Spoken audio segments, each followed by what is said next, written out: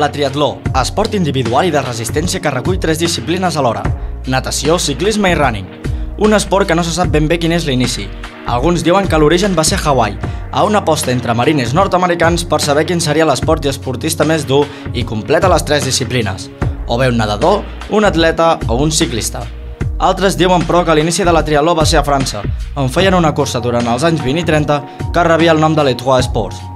Existeixen 3 distàncies i tipus de triatló: distància sprint, 750 metres de natació, 20 km de bicicleta i 5 corrents; distància olímpica, 1.500 metres de natació, 40 de bicicleta i 10 corrents; distància B, 2.000 metres de natació, 80 km de bicicleta i 20 corrents; llarga distància, 4.000 metres de natació, 120 km de bicicleta i 30 corrents; i Ironman, 3.800 metres de natació, 180 km de bicicleta i 42 corrents.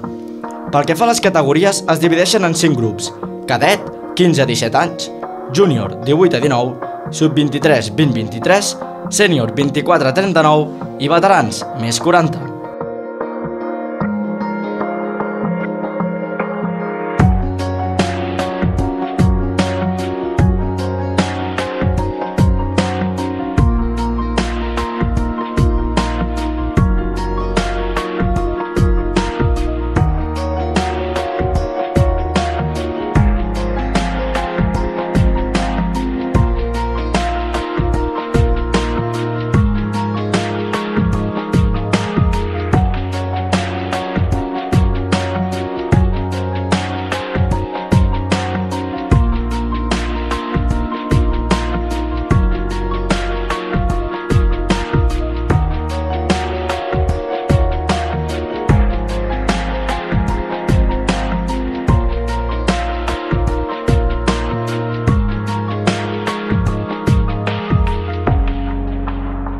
Aquest esport s'ha posat molt de moda en aquests temps que correm.